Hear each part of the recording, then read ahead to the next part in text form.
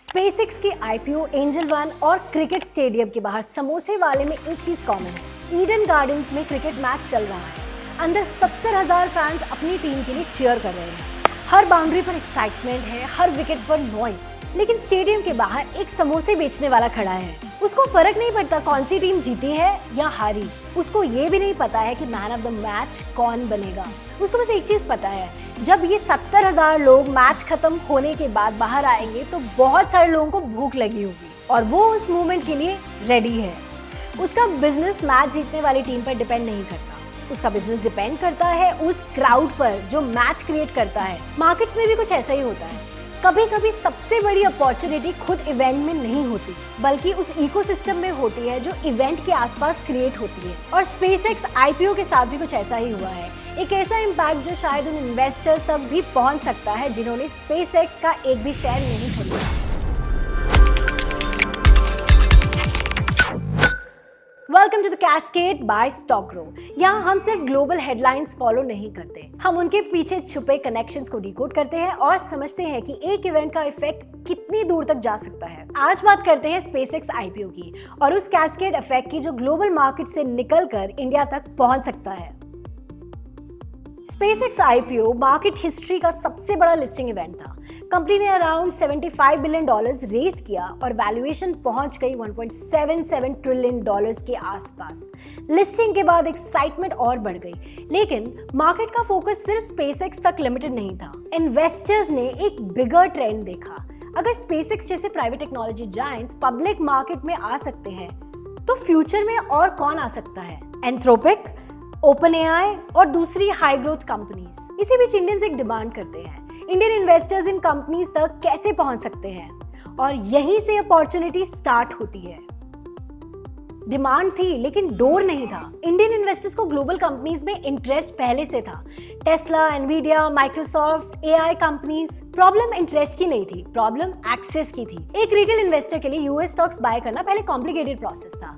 Multiple platforms, extra documentation, currency conversion issues.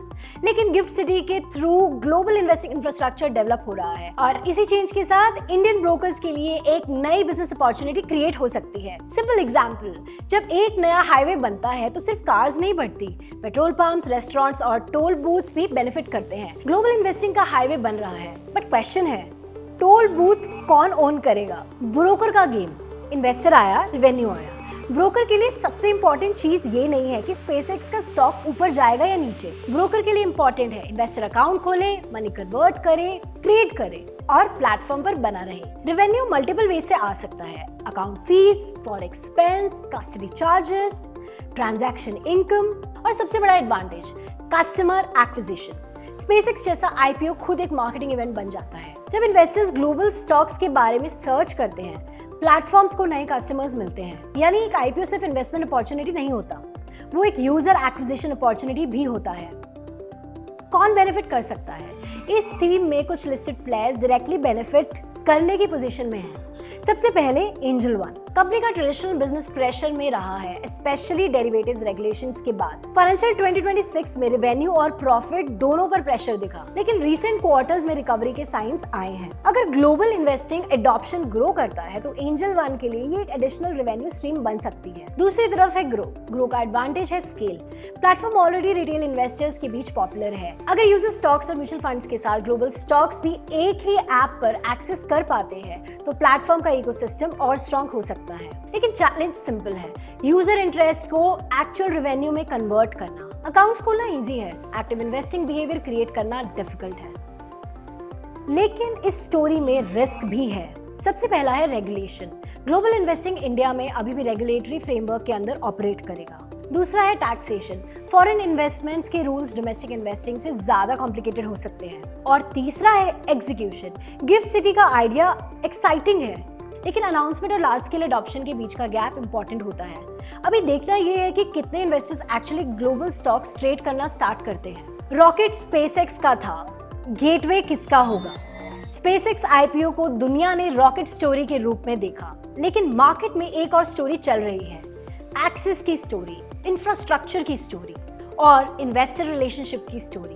Investors debate करेंगे, क्या SpaceX $2 trillion worth है? क्या ओपन एआई का वैल्यूएशन जस्टिफाई होगा? क्या एंथ्रोपिक नेक्स्ट बिग कंपनी बनेगी? लेकिन ब्रोकर्स को एक सिंपल चीज चाहिए, इन्वेस्टर्स मार्केट में आए, क्योंकि फाइनेंशियल मार्केट्स में सिर्फ कंपनीज नहीं जीतती, कभी कभी वो प्लेटफॉर्म्स भी जीतते हैं जो इन्वेस्टर्स और अपॉर्चुनिटीज के बीच का ब्रिज बनाते हैं। अभी क्लियर नहीं है कि कौन सा ब्रोकर सबसे बड़ा विनर बनेगा, लेकिन एक ट्रेंड क्लियर है, इंडियन इन्वेस्टर्स का ग्लोबल मार्केट्स की तरफ इंटरेस्ट बढ़ रहा है और जो प्लेटफॉर्म इस जर्नी का गेटवे बनेगा उसके पास एक वैल्यूएबल अपॉर्चुनिटी हो सकती है। अगर आपको ऐसे no noise business first breakdowns पसंद आते हैं तो स्टॉक ग्रो को फॉलो जरूर कीजिए।